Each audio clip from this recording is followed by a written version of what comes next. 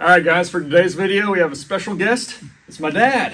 Hey Hunter, how's it going? Good to see you. Thanks for coming up. Hey, my pleasure. Hey everyone, nice to finally meet you, and I really appreciate everyone's support to Hunter's channel. So my dad reached out about a month ago and expressed interest in taking some days off of work to come help with whatever project I was working on up here. So Hunter, tell us about this week's build. So I need a semi-truck that can haul a lot of weight, but also house a lot of people comfortably as we tour around the country. So I'm going to make a heavy haul ToterHome essentially, and it's going to be the heaviest, hauliest one that you've ever seen. Sounds good. It'll be a Ford cab over cab, stretched really long, bunch of axles, and then this box behind us is going to go behind the cab. And it's going to be a big section of living quarters. So it's going to have a bunch of beds, kitchen, shower, toilet, desk, all the essentials. And I figure it's the perfect project to have my dad come help me with. All right, well, excited to be here. It sounds like you're building a mini home, a lot of components. So what do you think I'd be the best fit to help you out, Hunter? Well, just your brain's going to be super valuable. It's going to be a bunch of little details that we have to sort out. So we'll put our brains together on all of that. And it's going to involve a bunch of custom steel framework, insulation, wood, aluminum, plumbing, electrical. So I'll take care of all the steel stuff, and then my dad will be awesome with handling everything else pretty much. But we'll team up on everything. Sounds good. We'll get started with the electrical and the insulation. This thing being a tin can, I think we'll probably have a lot of thermal bridging in there. So we got a good insulation plan, keep you cool in the summer and warm in the winter. So looking forward to getting started. Hopefully it'll be pretty quiet on the road too, for good night's sleeps on the road. Yep, sounds good. First step was to lay some steel beams on some dollies so the box could have a nice space to rest on and be able to be pushed around the shop. Next thing we did was use a skid steer on one end and a tractor on the other end and carefully work together to maneuver this box from next to the shop to inside the shop. Once the box was inside the shop, we pushed the frame rails underneath and dropped the box down onto them. Now this box was 25 feet long, but I don't need that much space to fit all the features that are going inside the box, so I'm chopping it down to 18 feet by cutting the sidewalls with an angle grinder and the steel floor with a steel circular saw blade. This way the overall length of the truck can be reduced, because if the box was its full 25 feet, or if we weren't using a cab over cab in front of this box, this truck would be so long overall that it could hardly fit anywhere. Because keep in mind that there's also going to be a trailer that's at least 53 foot long that will be towed behind this truck. Now the whole roof of this box is one giant sheet of aluminum, so I cut it down and sanded a couple of the rivets loose on the edge, and then used the Sawzall to finish off the rest of the top cut.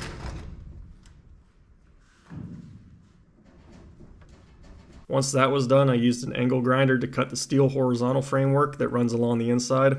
Although now that we are losing the back wall of the box that included a roll-up door, I'm now going to have to make a new steel framework for the back wall so that the box can regain its rigidity. And I'll add a normal man door to the back wall that'll be the main entry and exit point for the living quarters. Once all the cuts were made, Josh brought in a skid steer and hauled off that section. Now we are tackling the new steel framework for the back wall. And this ugly stack of metal we're installing is just a jig to position the top beam in place, since I'm going to have to run some short 45-degree pieces to connect the new top steel tube to the new side steel tubes, and dodge that original upper corner framework of the box. Then once that jig was tacked in place, I could then weld in those 45-degree pieces I was talking about.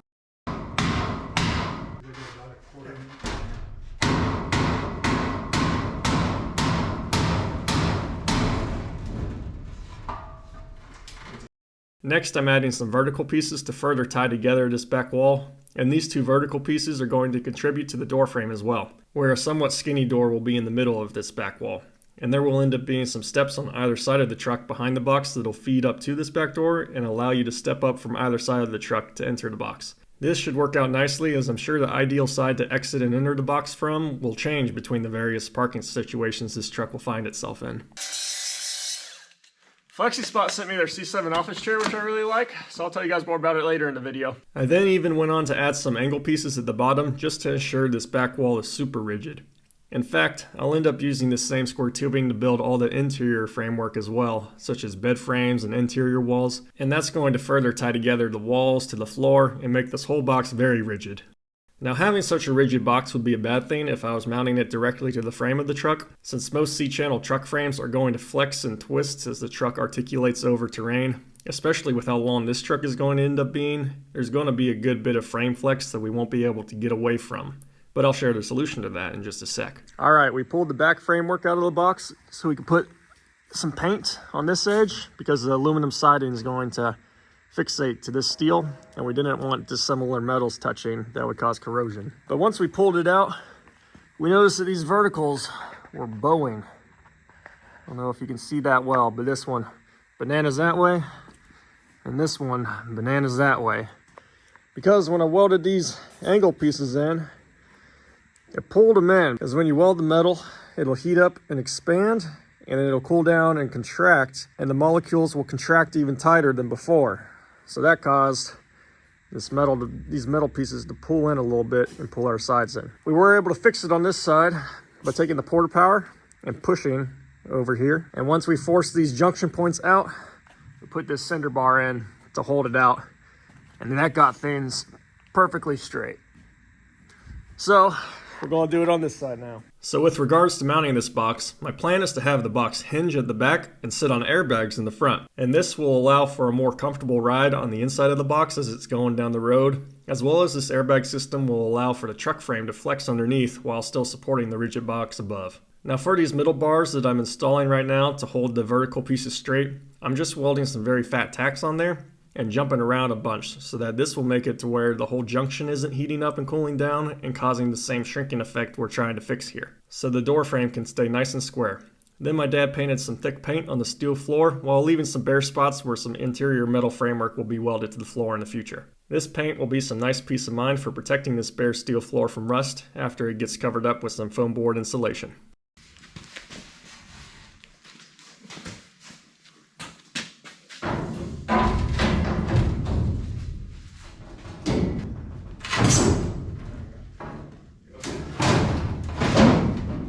Now that the back wall is in, I'm welding all the steel components of the box to it, which includes the floor and these horizontal frame pieces. After the new back frame is in, I'm going to weld in some steel bed frames, although at this point I'm out of stuff to talk about over this time lapse for now. So I'm just going to slap on some generic copyright safe music that, according to my comments section, half of you will probably be okay with and the other half of you will hate the music.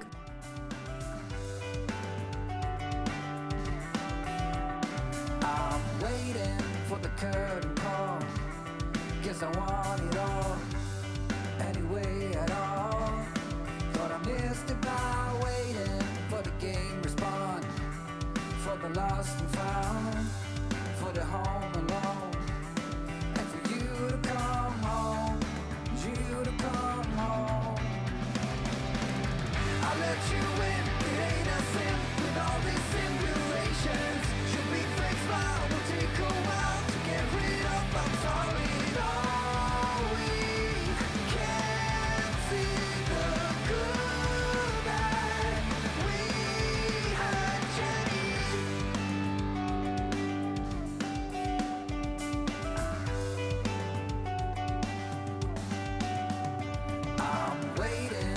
Curtain call, guess I want it all, anyway at all. Thought I missed it by waiting for the game response.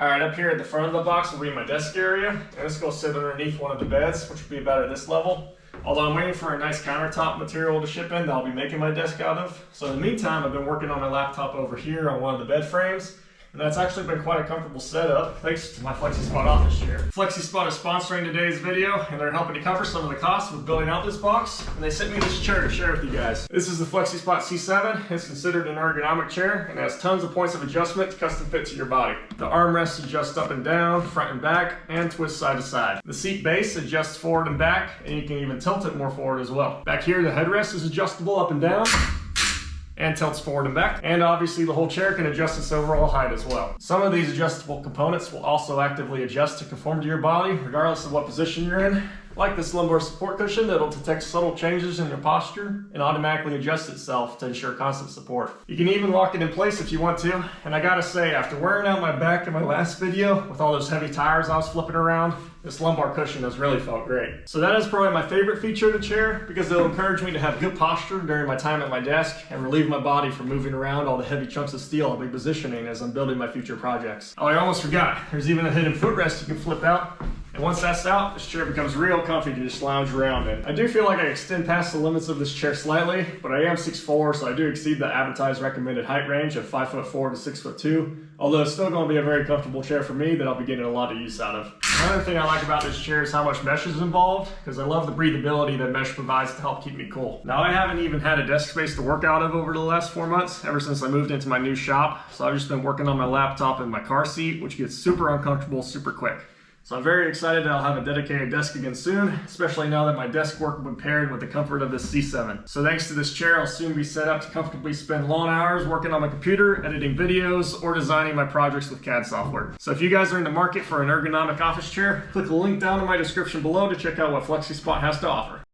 I jumped slightly out of order to deliver that ad, so let's back it up real quick so my dad can explain the electrical setup, which starts with this gray pipe that the main power will feed in to supply the breaker box. Hello everyone, I'm going to give you a quick rundown here on Hunter's electrical system. Showing on the wall here is our engineered plans to scale certified. We're going to have a 30 amp system. We did a load analysis and we think 30 amps is going to do just fine because not everything's going to be on at the same time. Starting down at the bottom, we have our 10 gauge 30 amp cable coming in, or service wire. It's feeding 4 20 amp breakers. We're running 12-2 Armalite wiring, tied down pretty secure every so often to survive Hunter's future activities. Over on the left, we'll have an outlet feeding the desk. This will be kind of dual purpose main feed for the AC. And coming around here, we'll have a living quarters outlet, and this will feed the kitchen counter. And then on the other side, we have an outlet that will feed the refrigerator / microwave, and we haven't finished running in our switching for our lighting. So Hunter's going to put in a wall right here, and we'll continue our switch light to our lights. Coming along. Now, if you remember, the entire roof is one whole sheet of thin aluminum, which is pretty cool, but also means the cross members could only be glued to it. However, the old glue failed over time, so now I'm putting a much higher quality glue in place and pushing up with a stilt system to keep the cross members clamped to the roof while the glue sets. I even was squeezed some little spacers to open up a bigger gap so I could place the glue in easier. Here's my dad cutting the foam for the roof trusses. These pieces are going to fit up in these pockets like that, and then we're going to put 2-inch over this.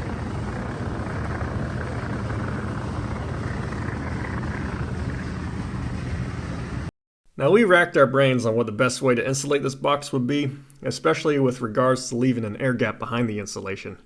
One side of this foam board we're using has an aluminum foil skin, and that is there as a radiant barrier. But that radiant barrier is only effective if there is an air gap between the outside wall of the box and the aluminum foil side of the foam board. However, if there's an air gap, that opens up the potential for new air to leak into these air gaps. And if that air is humid, then these air gaps will have a high likelihood of sweating and becoming little moisture factories for water droplets to accumulate behind the foam board, which would not be ideal.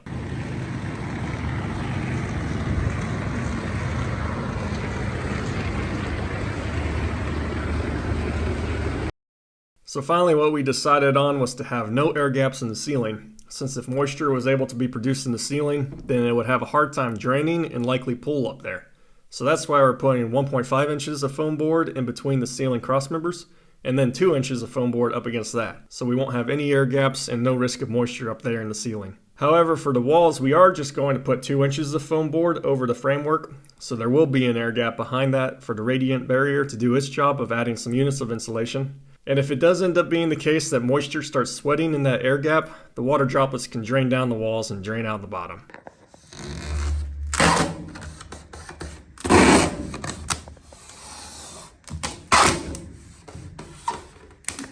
I bought a bunch of sheets of this thin aluminum that also has a white coating already on it, so this will be a great lightweight and strong material to skin over the insulation of the roof and the walls, And since it already has a nice white coating on it, that'll be a good enough finish for me, and I won't have to worry about painting the interior of this box.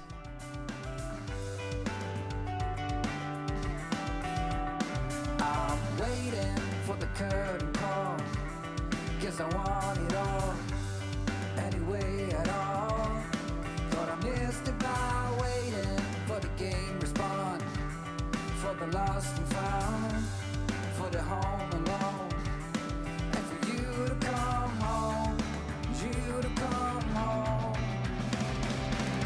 I let you in, it ain't a sin, with all these simulations. Should be fixed now, will take a while to get rid of. I'm sorry, all we can see the good that we had changed.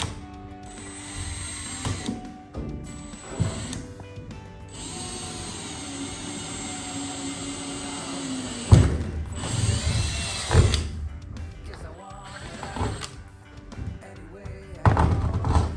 Thought I missed it by respond, for the lost and found. And that's how it's done. That's the process. Just gotta do that like 65 times, and then the roof's done. I let you in, it ain't a sin, with all these simulations. Should be fixed now, will take a while to get rid of. I'm sorry, all we can see the good that we had changed. I won't let my feelings play a game, so I might as well remove your name. Say you will not stay the same, but I'll be All right, Aaron, let's knock this last piece out. Yep. So we started our 4x8 sheets at the front of the box and the back of the box, and now we need this 2-foot strip to span the gap in between.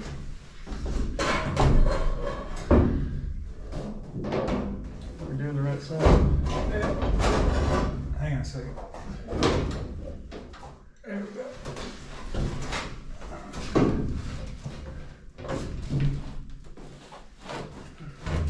Well, this key brace sure beats balancing on our head like we did that first one. Yeah, we tried to hold it up with our arms at first, and that wears your arms out quick. Yeah, we decided to have this lip overlapping these panels, but tucked in underneath these back panels. We think that's going to be the best looking finish. Now there's ribs that run along the ceiling, so we're tapping all these screws into those aluminum ribs. So we have the lines marked on the side, and then we can use the tape measure to nail where our holes need to be. And the tape measure works to the straight edge good enough to propagate where those beams are.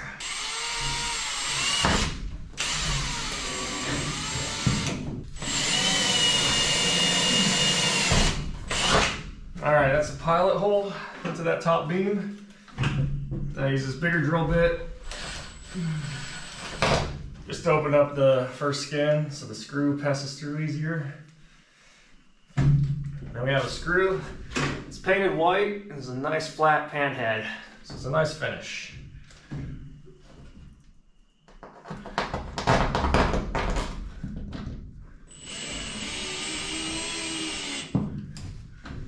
And that's that. Next. I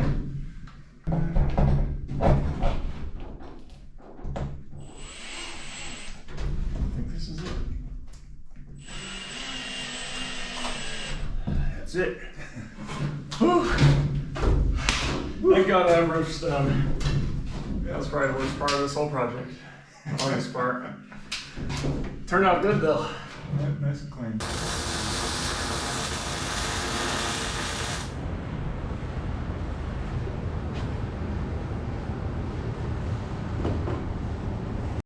Next, I'm welding some uprights to the floor, and this framework is going to wall off the back section to separate the shower and the toilet from the rest of the box. There's even going to be some extra space above this back section that I'll put a platform on top of this framework and have a bunch of extra space up there for random storage.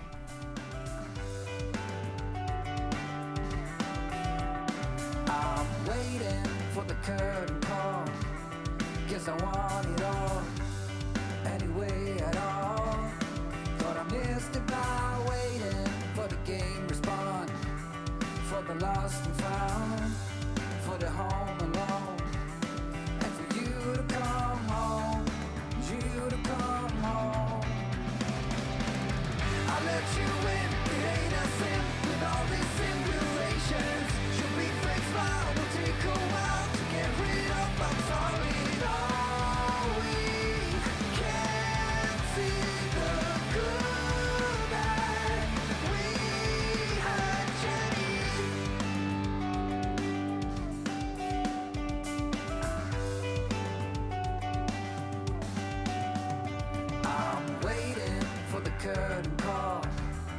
guess I want it all, anyway at all.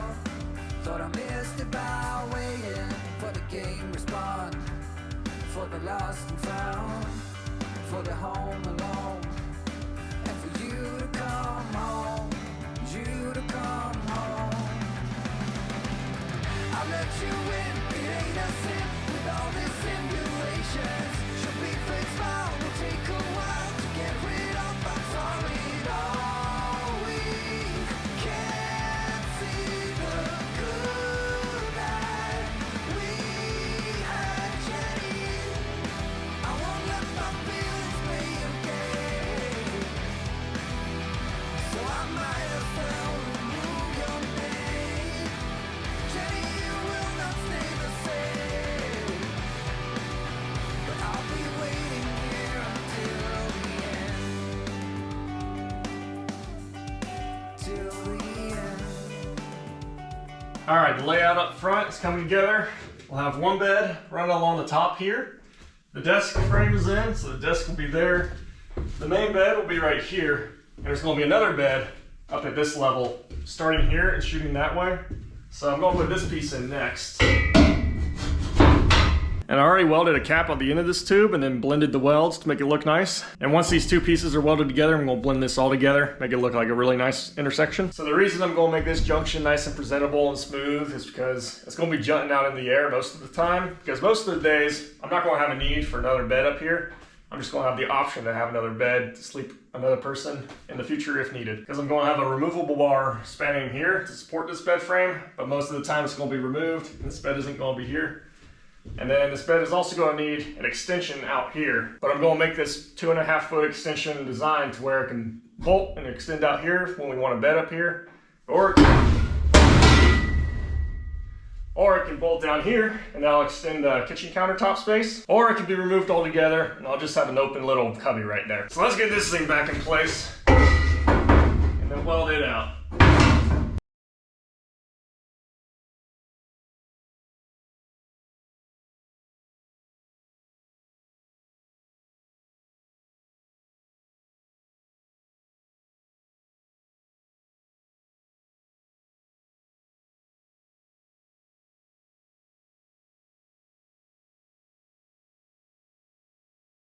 Time to finish out the floor. Will this piece fit? First try.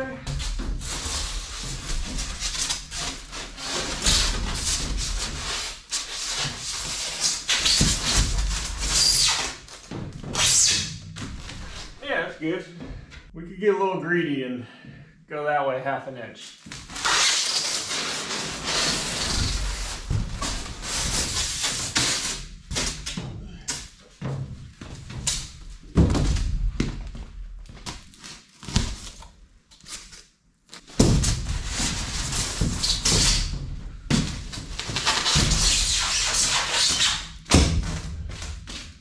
Perfect. Then slap this guy back in there.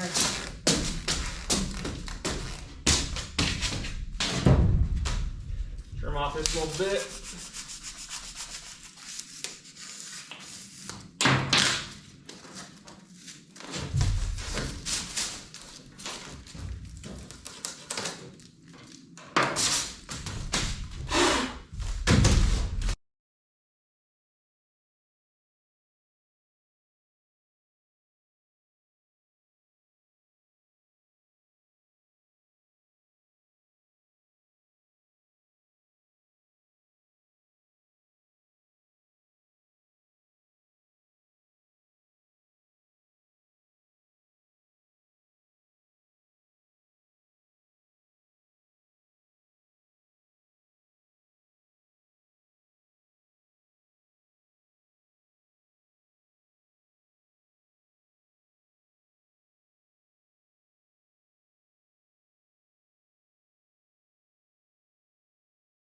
Alrighty, the rest of the flooring's done.